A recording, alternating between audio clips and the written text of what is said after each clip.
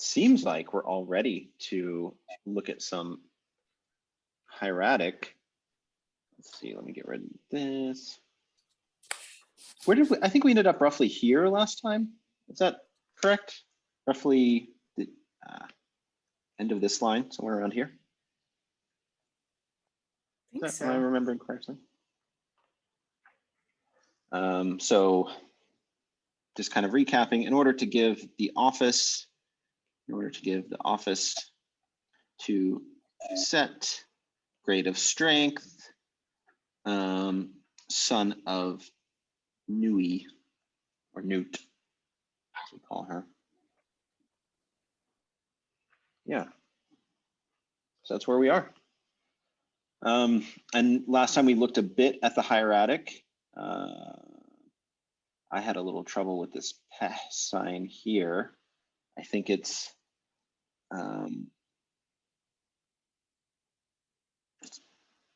been written in like 3 separate strokes from the looks of it, as like something like this.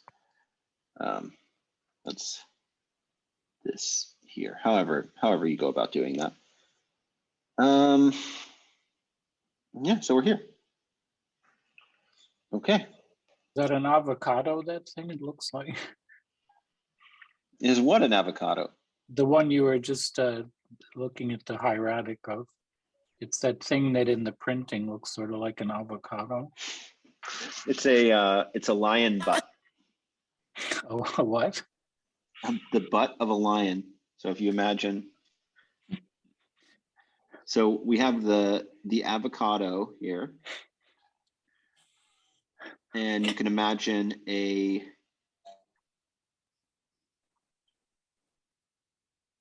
hot sign, something like this, and then just connect them. So this is Recording in progress. Sneaky. Yeah. All right. Looks like I'm finally online. Sorry, guys. Oh, no problem. So we're talking about lions hindquarters, huh? Lion's hindquarters. Yeah, and it's used in the word pahwi, that means or pahu in Coptic. That means butt, and it actually literally it's a dual, so it's like buttocks. Egyptologists translate it buttocks. The word for butt in Egyptian is a dual because they recognize the dual nature of the butt. The butt duality, I guess. Yeah. Duality is everywhere. Okay, so I think we're here and we have like a pretty nice sentence to read. And we have some cool hieratic things to look at in the process. Does somebody want to read the sentence real quick?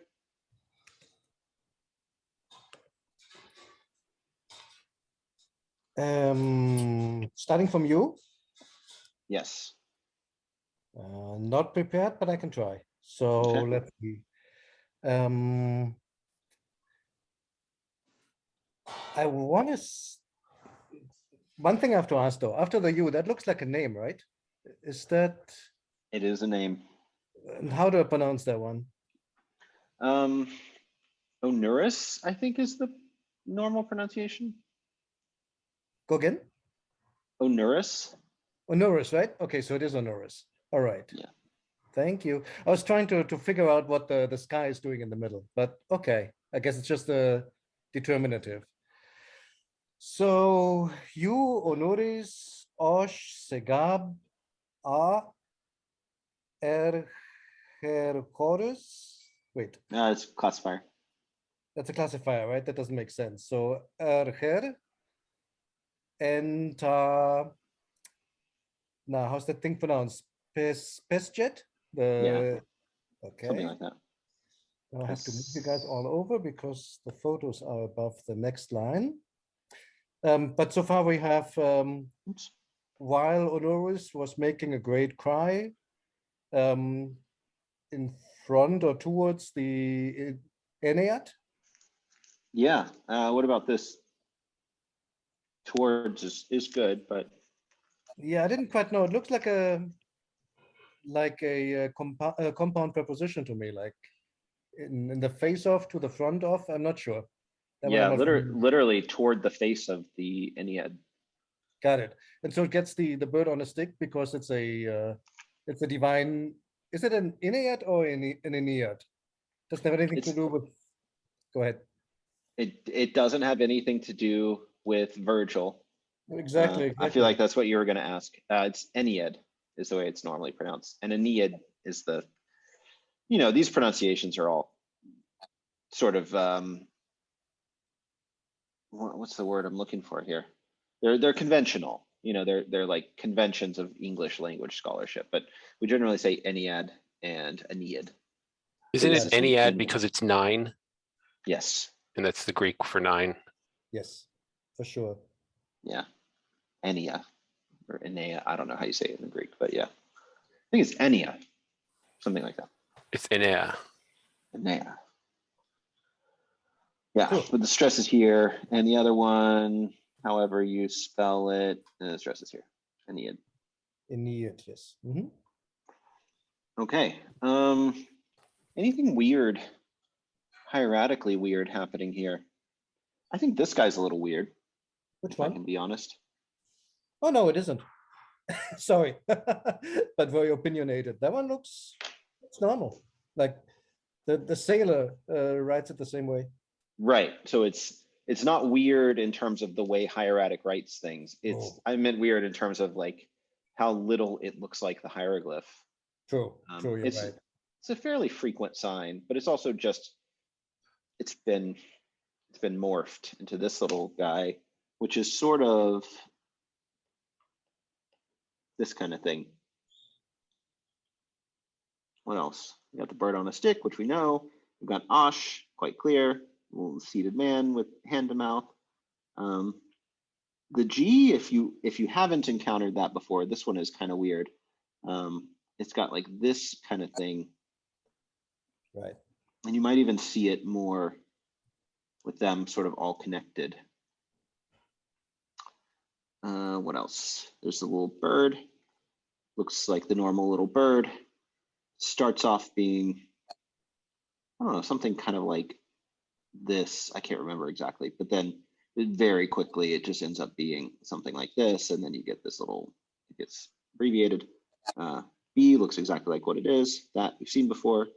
This one always looks kind of like a wedge sort of shape, which doesn't exactly match, but you get it. This one we talked about last time. It's the sign, but it looks like a plus. R looks pretty much like it is, except for that little descender that's just like the final brush stroke. This one actually looks quite weird to me. Yeah, that's not intuitive, right? Is the bottom part under the her, is that a remnant of a previous like determinative stroke, or is that really the whole head that we're looking I think it's at a there? remnant of the R, actually. So That these makes two sense. signs get ligatured, and then eventually that just becomes the hair sign, whether it really needs the R or not.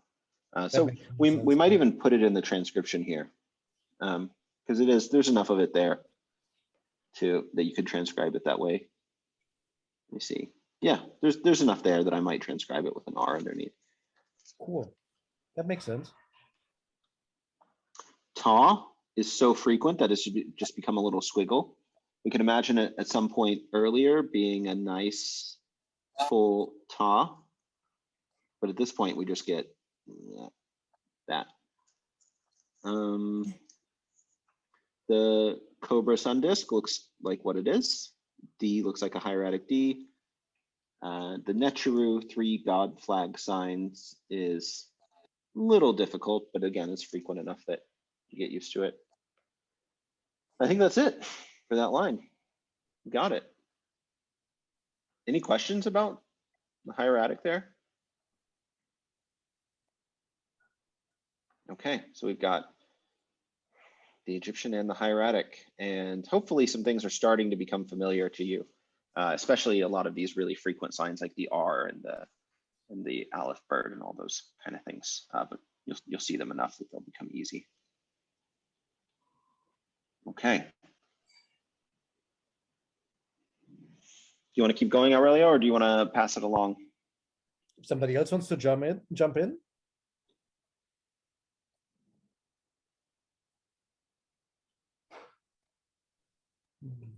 Where are my volunteers? You'll get volunteered if you don't volunteer. It's not much of a threat because I guess it works out the same way. Everybody wants to take their chances. Well, I can go till the when because that's where the next sentence starts. Okay, I think that's fair. And then I'll Give pick on everybody enough someone. time to. All right. So Jed saying, Mhm. "Ich ha enti in Eref," I guess. Yep, the one that you're highlighting, I need to think a little bit about. What is that?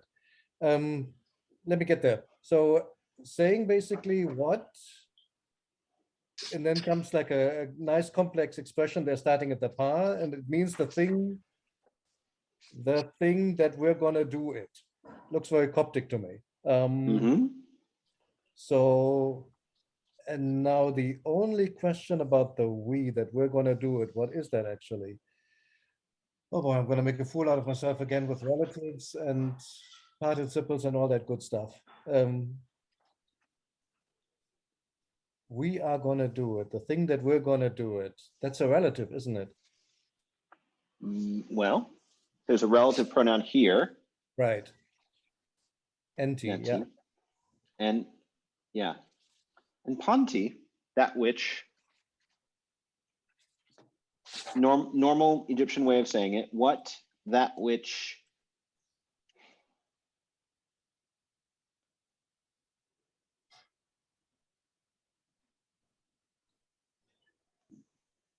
Yep. NARF. NARF. Yeah. So what is this? What kind of verb is this? You mean the NA, right? Yes. I mean, You could choose to describe what's in the hieroglyphs. Up to you. Either one's fine. okay. No, I'm thinking, I mean, in Coptic, you'd want the second tense here. But not with a relative. I'm mildly confused. So yeah, so Help me out. it's a little weird in the sense that this form wouldn't actually, I don't think you'd expect to find it in Coptic. It doesn't feel familiar to me. I would expect to have a relative first present in Coptic. What is it that we are going to do it? But that's not quite what we have in Late Egyptian. What we have in Late Egyptian is a little bit different. Let me put it to you this way. So we have this. What is missing in these hieroglyphs? We're missing one little tiny thing that would make it abundantly clear. If you were to create a pseudo-verbal equivalent of the third future in earlier Egyptian, what little thing would you expect to find? Oh, okay. You mean that there has to be another R? Yeah. Where do we want to put that In R? it. Oh my God. And you wrote it there. So I chose to ignore it. So UNR. What is it that we're gonna do it? Okay. Yeah. We want an R right in there that will really make it obvious that it is the pseudo-verbal future. So we've talked about this a little bit. It's, we've seen it in Coptic, and we've seen it in Late Egyptian a little bit too, although it's a little messy in Late Egyptian because the pronouns get kind of messy. But in earlier Egyptian, we have these constructions like EU, let's say EU hair something. Let's just do EU hair Iref. Oh, I need a pronoun in here. I left out a pronoun. Let's say it's EU hair Iref. So I am upon doing it. And then, so that would be, that's fine, Middle Egyptian, I think, pseudo-verbal. There's three pseudo-verbals, right? There's a pseudo-verbal with hair, which I'm going to try to write nicely enough so that you can tell what it is. Pseudo-verbal with hair, pseudo-verbal with R, and pseudo-verbal with M, which I didn't write very nicely. I mean, this is a hieratic class. I feel like I should be allowed to kind of get away with writing in hieratic if I want to, but let's draw a nice little owl. I'm trying to draw an owl. It's too small for my pen to do it nicely. But okay, so pseudo-verbal with hair is, they're all adverbial sentences, which we'll see in just a little bit in our in hieroglyphic class. So if you don't know what an adverbial sentence is, you're going to find out really soon. They're all adverbial sentences because they're all made with this construction: subject, preposition, and then verbal infinitive. That's always the construction. We have those three parts. So the subject, it's a little messy in late Egyptian because we have the subject pronouns, but in the future, you actually get the EU plus suffix pronoun subject. It's one of the ways you can tell which one is which. We'll get into all that later. But basically, you have some sort of subject, one of three prepositions, am, are, or hair, and then a verbal infinitive. And the basic meaning is subject is toward doing something, subject is upon doing something, or subject is in doing something. The one with are is the future. If you're toward doing something, it means you're going to do it in the future. If you're upon doing something, it means you're doing it right now. And if you're in doing something, that third one is a little tricky because there's disagreement about what exactly it means. Some people think that it has something to do with verbs of motion. So you're in going, but you're upon doing. And that was, that's kind of the older argument. And then the newer argument is that it's when you're in doing something, you're kind of at the point of doing it. So it's kind of an in-between tense. If hair is the present and are is the future, it's somewhere in between. It's the about to. And then why it's specifically correlated with verbs of motion, which it is maybe an incidental consequence of its slight nuance, but whatever. So there are three of those. We have one of them here. And because we have this "when" instead of, what would the subject pronoun be? So wait, what would the subject pronoun be for? I missed it. If we had a present tense, let's say if we had the first present in Coptic, what would the pronoun be? Well, for us, it would just be 10. 10, TM. yeah. So it would have to be something very similar. Yeah, it's 2 and Got it. So yeah. basically, what is it that we're doing would be Ich paenti 10 iref, is that correct? Yeah, and Iref? then the Stern-Jernstedt rule comes in, where you can't actually say "to" in ERF, you have to say "to" in ear in MOF. I don't know if that applies here. But anyway, so yeah, basically the fact that we have this pronoun and not the other pronoun tells us that we have a future and not a present. And earlier, when those pronouns were when they still used the same pronouns, it would be the choice of preposition that tells you that we have future or present. Makes sense. So because we have this pronoun, we can omit the preposition because the information is provided in a different place. That's all pretty elaborate. So if, for anyone listening, if that didn't totally make sense, it's all stuff that we're going to get to in late Egyptian in the class. So we'll see all of that laid out in a way where, there's a process of learning so that when you get to it, it all kind of clicks together, as opposed to here where we're just kind of seeing it at random and I'm trying to fill in all the background. So don't worry. So yeah, what are we gonna do?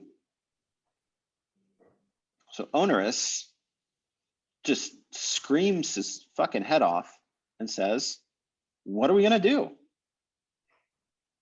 The story is a bit melodramatic, but there you have it. Right. Okay, who's next? I'll go. Yeah, I was about to call on you because your face said I might be able to do this. Did it? My face is a dirty liar. All right. Okay, where are we? When in itum werweru, I think werweru imi iunu Jed. So then Atum, the great prince who is in Heliopolis, said, upon saying, What did we say for the, I feel like we talked about this a little bit. It was like, yeah, where Seru, great one of the princes, or, you know, whatever. You can see that they're clearly different in the hieratic though. yeah, They're two different hieratic signs, but what exactly they are, I mean, we could try to determine that, but it doesn't really matter. It's like the top guy who's in Heliopolis. And then notice we actually have the thing I was just talking about, pseudoverbal present tense, upon saying. yeah. Okay. Okay.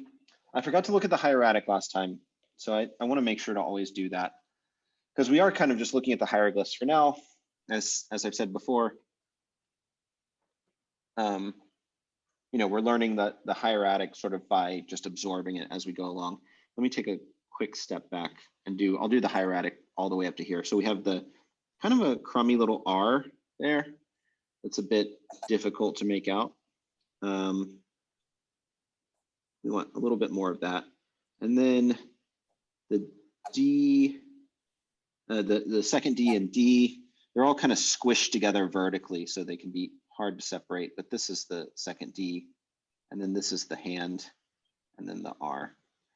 And then E, I think, is quite clear. We have this little, I heard an intake of breath that signals an oncoming question. No, I was just wondering, why did the scribe feel the need to squish those three signs vertically? He could have just could he have written one on the side or something? Or Definitely. it's not like there's a set rule for stacking or as opposed to moving them or anything. No, there really isn't. I think this is one of those cases where, I mean, we've just got Onerous like screaming. He's gonna say something. You just know there's a air Jed coming, so you don't need to make too much of it. I mean, it's basically like the quotation marks in this. So you could just as easily ask, like, why do some people write their quotation marks like a little squiggle? Like, well, because you know what it is, you know? Like, you don't have to be super precise. And then I probably missed it from earlier in this class, but this particular manuscript was written for what purpose? Oh gosh, I don't think we've actually talked about that. Does anyone want to try to guess? Why was this manuscript written? Like to put in a tomb or something? I believe this was found, this is one of those Theban texts that was like purchased on the art market, but like by a buyer in Egypt, like in the Thebaid. So like someone probably found it in a tomb and sold it to a foreigner. I forget, what's the name of this papyrus? I'm just drawing a blank. What is, we were looking at it. The Charles Beatty papyrus. Oh yeah. Chester Beatty. I always Chester have it, Beatty. is it Betty or Beatty? I think it's Beatty, pronounced Beatty. I think it's Beatty. Beatty, like Warren. Oh, okay. All right. Thank you.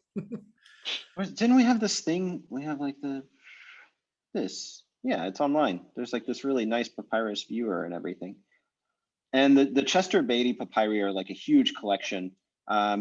Ashamed to admit that I don't actually know all of them. There are Chester Beatty papyri that have like early Christian texts and all kinds of things.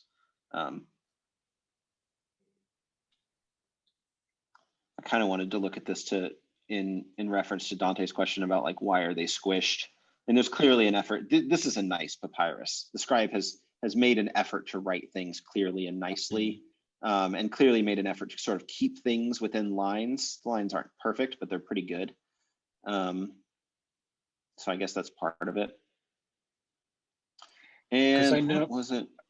I know in for? funeral texts, there's the phenomenon where they write the first few pages neatly because that's what the family would look at before it was put in the tomb. But then after that, they like abbreviate and get sloppy because they know nobody's ever going to see it.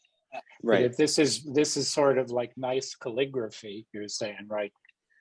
Some of it looks really nice. So it's almost like it was meant to be looked at, meant to be read.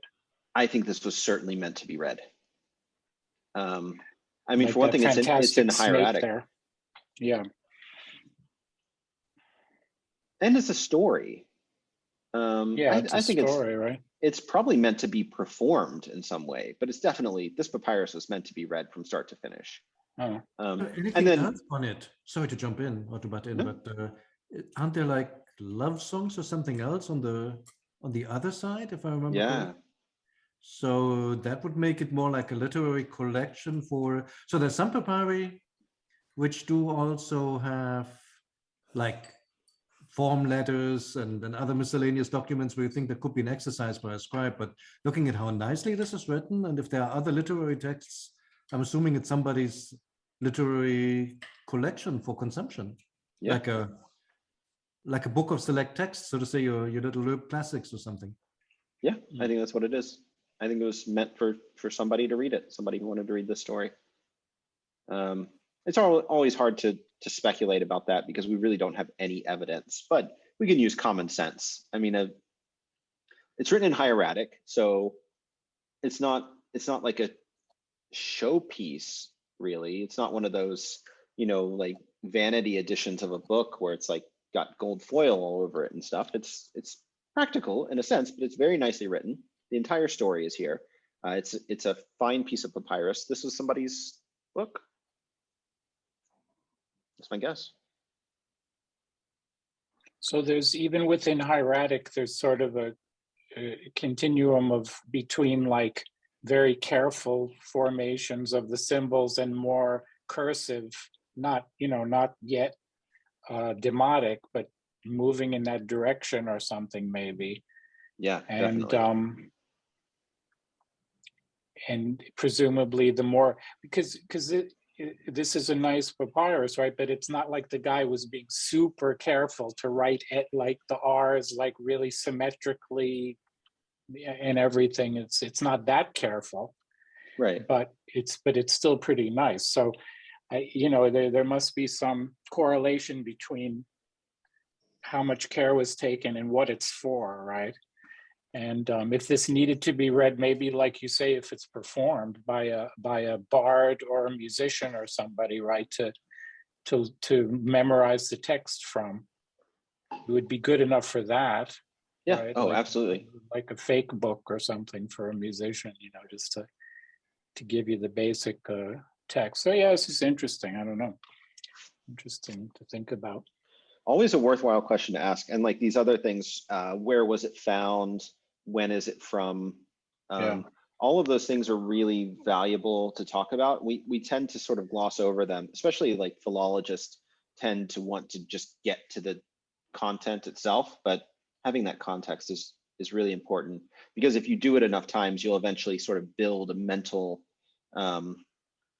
like a mental model of when things are and what they're for and all of that. And that does inform your reading, especially once we're looking at a manuscript, it definitely informs how you see it.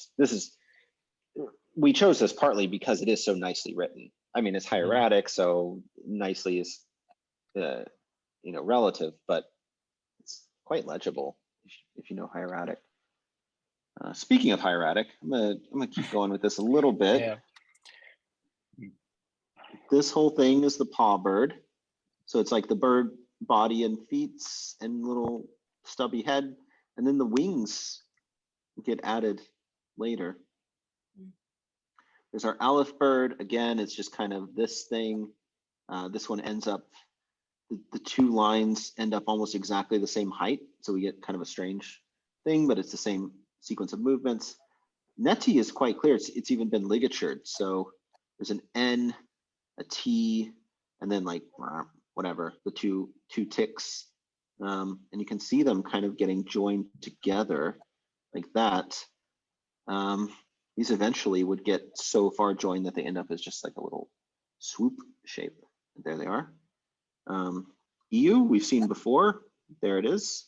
NN plural strokes. You can't see it very clearly, but those plural strokes are actually that little sort of triangular shape. That's the 3 plural strokes in there. And then the 2 ends on top of one another. And then iref. I should use this to get better at writing my eyes. I write them so badly. It's like So 3. the pupil comes first. I've experimented with that quite a bit to get the shape properly. And I think it's the pupil first, then go to the left, go over, and then finish off the, whatever that little corner is. Yep, Like that? that's it. Oh, yeah, that turned out quite nicely. And that works better than all other stroke orders I could come up with. You should write a book, Aurelio, because no one's ever done that. No one's ever sat down and experimented with it. Because, like, I mean, you know, from having studied Chinese, you have to do the strokes in the right order, or it does subtly change the shape enough that it just doesn't look right. By just experimenting, we could determine the stroke orders for a lot of hieratic signs. I don't think anyone's ever done that. Thinking of doing it as a video series. Just There you go. awfully busy right now, but Oh my God, I want to get back to that. Yeah, totally. Would be fun. Sometime this year, 2022. Let's do it. Seems fun to me. Sounds like a fun time. I cannot see the N here, but I'm sure there is one. But we've got the rabbit in the N. That's all good. He's even got little ears. He's a pretty good rabbit. And then they're quite faint, but this should be something like this in here. And then the tem, look how big this sled thing is. That's this. It ends up being really wide. M just looks like a 3. Let me clear all these drawings so you can actually see it. So M, you're probably used to seeing this kind of shape, but I'm not exactly sure what the historical process is there. I think you have kind of something like this, where someone is just kind of lazy and combines this is my guess. Somebody did something like this. And then that eventually just turns into something that looks like a 3. There it is. Oh, I always thought it was more like the right-hand side of the owl. If you draw the full-size owl, there's like 2 ways how you can abbreviate it: left-hand side or right-hand side. And the more elaborate version is clearly the left-hand side, which I'd start at the left-hand side upper ear, by the way. If you start at the Start ear, here. and then do the long one going down. Yep, and then you finish it off. So you started at the head and you basically work your way down the left-hand outline of the owl. But if you do the owl the other way around, like the way that you would draw the full hieroglyph, first starting at the head, but now going right? Yep. But I mean the whole bird.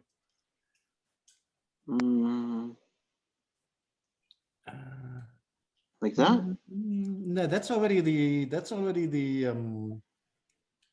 book hieroglyph version. If you think the painted hieroglyphs, like they would look in monumental with a separate head. I could be totally wrong on that, by the way. It's just my. Oh, I mean, I have no idea. So, Okay. I mean, I think it's definitely good to think about. Something for the video. There we go. Unanswered questions. What else we got here? So we got an M. We got a little oo in there. Not much of an oo, but a little squiggle. And then falcon on a stick, as we know. And then these 2 man holding a staff signs. Another little oo in here. Another falcon on a stick. The Emi sign, which very often ends up something like this. Here it looks like a big letter H. Another little tiny owl. Ticks, which you can basically only identify because of the Emi sign before, you know to expect them. The column sign, very often kind of more elaborate. And then I think it usually has a little thing on top too, like a little, oh yeah, it does. Okay, it's got a little tick in the text too. And then Newt is, you know, we just have this shape. So it's almost unidentifiable, but you would expect a little kind of a circle, maybe even something inside, but it's just, we've got like a little attempt at a circle and then a trailing stroke. Falcon on a stick again. The hair in this text looks really weird. It's this kind of thing that we saw earlier, like that. But here, the little squiggle on top has been so smudged that it ends up just looking kind of like an upside down T. And then the R thing underneath, or the neck, whatever it is, stroke, and then Jed. Okay, that's it. I'm gonna do that every single time, because that's the best way to learn hieratic, is just to do that every single time. Just kind of mentally pair them together until it becomes intuitive. Yeah, that's really helpful. Hey, Christian. How about, that's what I meant, just to finish that up. Okay. Yeah, it works for me. So if you, like, in theory, you might imagine someone doing something like this, drawing the front of the owl, and then, you know, hypothetically going back in and putting in more details or something, but then they just phone it in and just leave it as that. Sure. Could be wrong, because I don't see a transitional form between the, I mean, the book hieroglyph that you drew a moment ago looks quite different, and you can't get from there to the, not the hieratic one, but the book one that looks like right, this guy. Yep, that one. There's no easy way to get from that one to the three-shaped owl. At least not one that unless you start with maybe the right-hand side horn, but still that feels kind of, I don't know. But if you go from the fully drawn version, the monumental version, you can get there quite easily if you just say, hey, I just go down the right-hand side outline.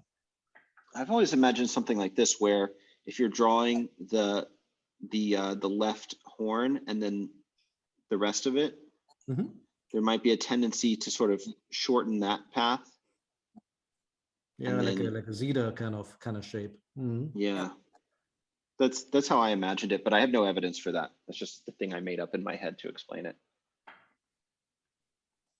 Well, however we got there, maybe we'll figure it out eventually. I genuinely don't know. I guess that's a nobody knows. Not everyone. That's a Pensachian, what was it? Pensachian nobody knows? Yeah. Indeed, the Pensachian nobody knows. Okay, oh, we have some more to translate here before we get into hieratic. Shall I Aaron? continue? Yeah. Yes. Okay. Imma ash tu en ba nebjedet nacher a ank. Okay, I think what this is saying is cause to be called, like cause him to be called. It might help to translate this as cause that one call. Cause that one call. Okay, cause that one call, Banebjedek. The God, the great living God. Yeah. And I'm going back and forth because the recording cuts off the left-hand side of the screen. So I want to make sure that everything is visible in the recording. So we'll go back down to that in a second. Yeah. So what is this? Like a I don't know what to call it, a causative. Not causative. Not a causative, but it is the word cause. I can't, imperative, no. What's the word I'm trying to, it's imperative. It is imperative, okay. Yeah. It is imperative that you remember that it is the imperative. I'm sorry, I shouldn't do that. What's it the imperative of? Like, what's the normal form of this verb?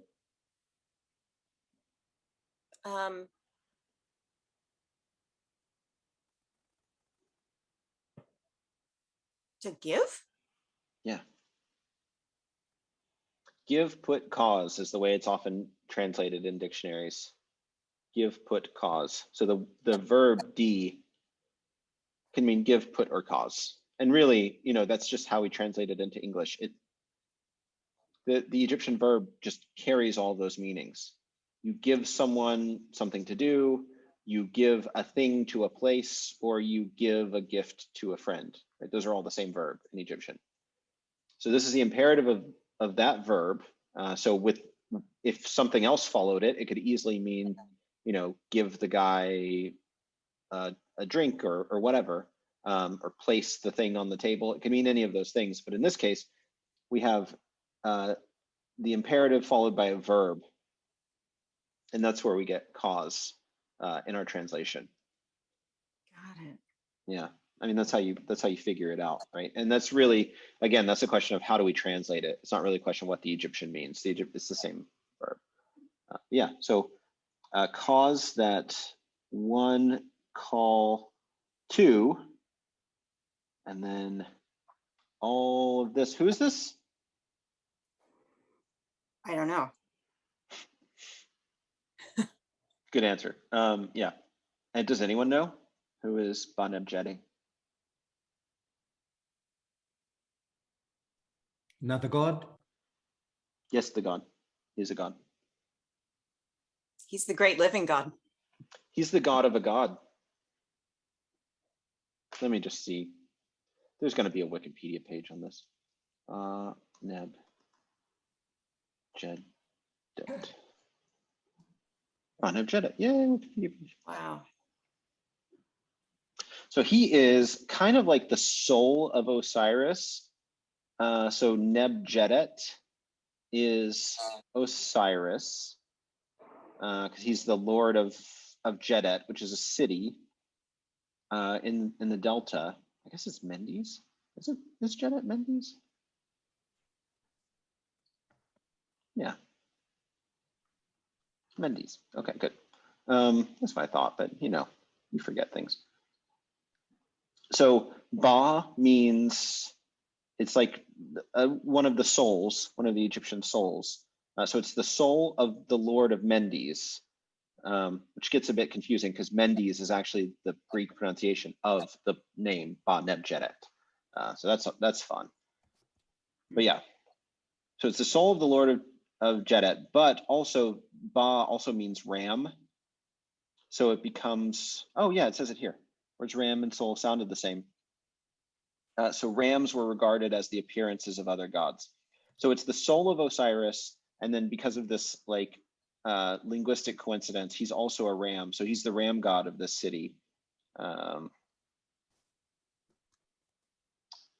he's the horn god depicted with 4 ram's heads to represent the 4 Ba's of the sun god. Yeah, which is these people, Osiris, Geb, Shu, and Re-Atum. Which is interesting because the Ba of the sun god, although Re is not normally the lord of Jedet, but whatever, he is himself one of them. So, you get this. Egyptian religion is great. Anything can be anything else. A person can even be themselves. Or they can be a part of themselves or whatever. So that's Ba Nebjedet. Yeah. Okay, and he's the great God living, and the living comes on the next line. So that's a little hard to follow, or to show all at the same time, whatever. Okay, any questions about the language there?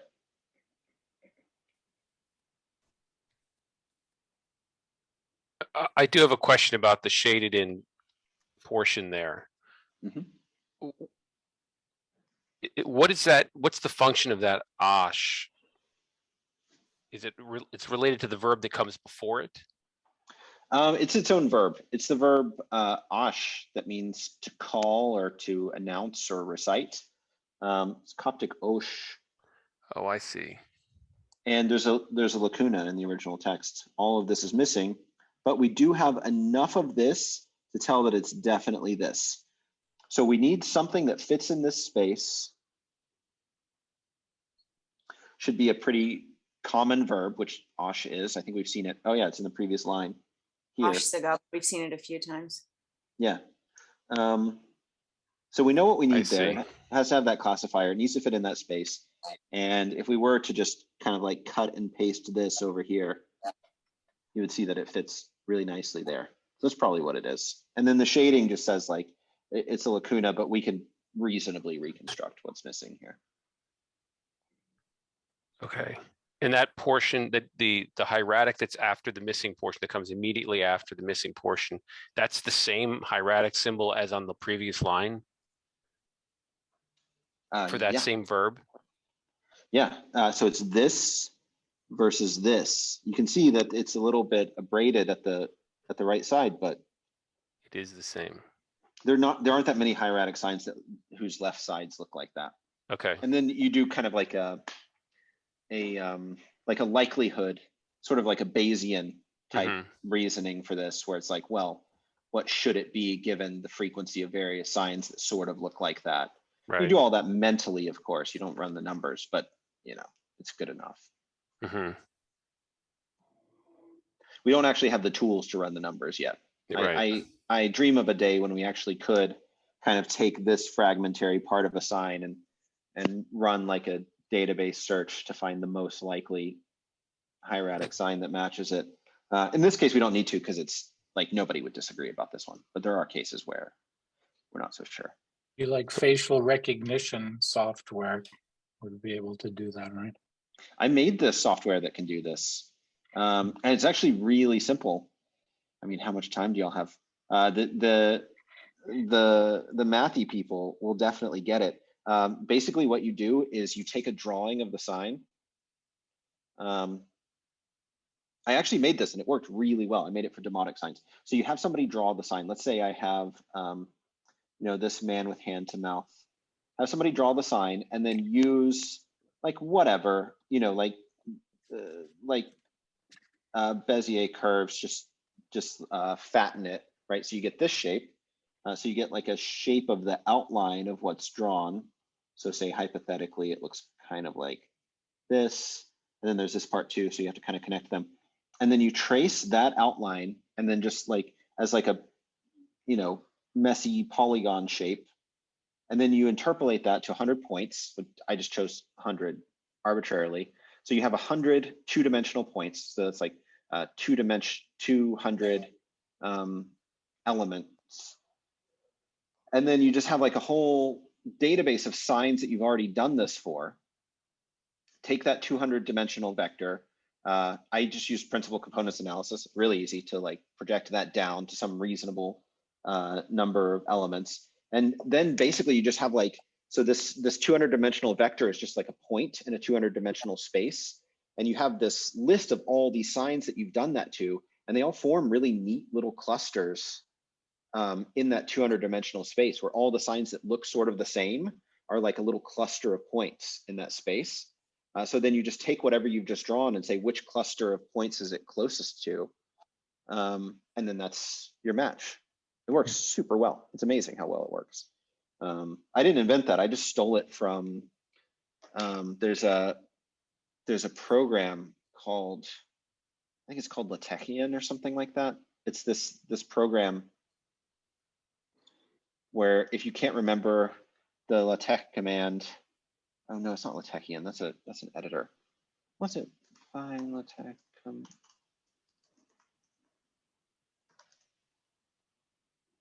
Detechify this. I just read their white paper and stole their logic. So this, you just like, if you're like writing a math paper or something and you can't remember, and that's how it works. And it works. So look how well it works. It's amazing. Yeah.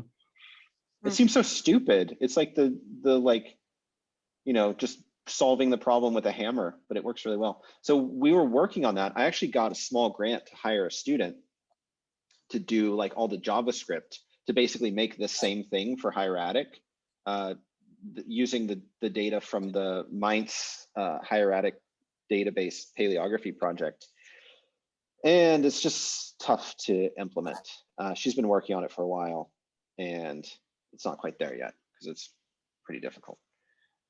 Yeah, so we're working on it. Someday you'll be able to just draw the sign that you see in the papyrus and it will give you a list of possible matches. Okay, I guess we had, I don't know how long that explanation took, but I guess we had enough time. So there you go. Side note, I think the paleographic demotic database has something like this. I discovered it the other day by accident that they have a draw field, but only for demotic. And I haven't played with it yet because it doesn't work on the cell phone. Yeah, if you click on the beta version, yep, that one, beta.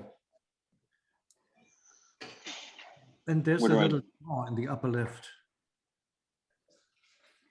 There you go. Wow. Oh, not bad. I mean, it's a work in progress. The results are a little messy. Let me think of a different demonic sign. Somebody's working on that, is what I'm trying to say. I couldn't quite get it to work on my phone. Yeah, Sure. the Heidelberg people. I mean, this project is amazing. This is kind of the project I wanted to do for my dissertation, but I just didn't have the amount of time and like work hours that have gone into this are extraordinary. No, I just can't. I just want to steal one. It's all scribe. Let's get something good. Didn't you say that there weren't any hieratic symbols, or there weren't many that had that left-hand side that looked like that? So would you really need to train it all that much? Usually you need more training if there's greater similarity. Right. In that case, it's a little tricky because you're missing part of the sign. So this thing that we're talking about doesn't really, I don't know what happens if you draw part of it. Does it still get it? I mean, in theory, yeah. Should get it, yeah. In theory, yeah. Because it doesn't look like anything else. Right. But if you drew it really sloppily and it looked like I don't know, something like that, or it could be a gamma, it could be that, it could be a 7, right? A 7 and a gamma. What do we actually get? Whatever. Yeah. In this case, it's so obvious that we don't really need something like that. But right. Even just for studying hieratic, it would be really nice. The way we're doing it is fine, right? Like just going through and kind of building a mental mapping between the hieroglyphs and the hieratic. It's great. But in theory, you could just pick up a hieratic text and just one by one figure out each sign you're looking at. So actually, so the reason, the really impetus of my question here is, if you look at the actual scroll there, if you zoom in on that portion that's right after the missing area on line, whatever line we're on, 3, I guess it is, right before right there, it looks scratched. Yeah. So it looks like there might have been something there, and it was either it looks like it peeled up almost to the bottom of the prior line, like some layer of material, because it's black there. It looks like it was black underneath. So I don't know. Yeah, so that's what I was wondering. That part is really tricky because for some stupid reason that I just cannot understand, everyone photographs papyri on top of black backgrounds. So if you do have a lacuna, there's absolutely no way to tell from a color photograph. Like, look here, this is a little lacuna, but it appears to be part of the sign. If you have one a little bit bigger, it can easily change one sign into another sign, and it very often does. I have no idea why they do this, but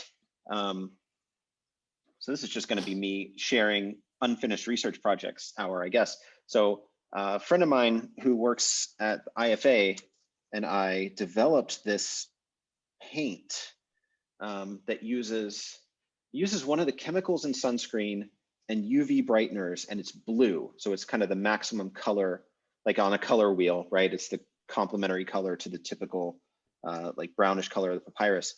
We made this paint and we took these multispectral images, and that works really, really well because then it works kind of like a green screen in filming. You can always cut away the background that you take the photo of the papyrus against. So we made this thing and we used like the IFA lab, and we made this weird paint, and we took all these photos, and I even like wrote the code from our sample photos that like cuts away the background and perfectly determines when something is a lacuna or part of the text. And then like a week after we did our first like lab work for that, COVID shutdown happened. And then I moved away, and so that whole project, I even had submitted an abstract to present it at RC in like the few months after, but then I withdrew it because of COVID. So, oh well. And even 2 years, I guess it's already been 2 years, geez, since over 2 years, or almost 2 years, whatever. But even in that time, like the image processing field moves so fast that the kinds of things that are being published in just pure image processing papers today versus 2 years ago, or even 1 year ago, like the rate of improvement is exponential. So I wonder, like, there's got to be a way to do this with what's known today, because there's already text recognition. The OCRing of very poorly reproduced or poorly photographed typeset texts is really good. Image recognition on very low quality photographs, object detection in low quality photographs is very good. So I we wonder have if the this technology. I wonder if gotta this is a implement question of finding the right kind of people and throwing them at the problem. Usually is. Yeah. Well, we have to go, but we can come back to this because this is the, all these cool things we could do in the study of Egyptian language. They're always limited by really the technical know-how of Egyptologists. And I say that, I'm not throwing shade, like I include myself there. I've tried to learn about these things and it's still a lot to learn, and there's only so many hours in a day. Yeah, finding people who can help, who already have the technical skills, that would be huge. We can do so much cool stuff. But all right, we'll come back to it. We got to go. We got to go learn Late Egyptian. So I'll see you all in a bit. Bye, everyone.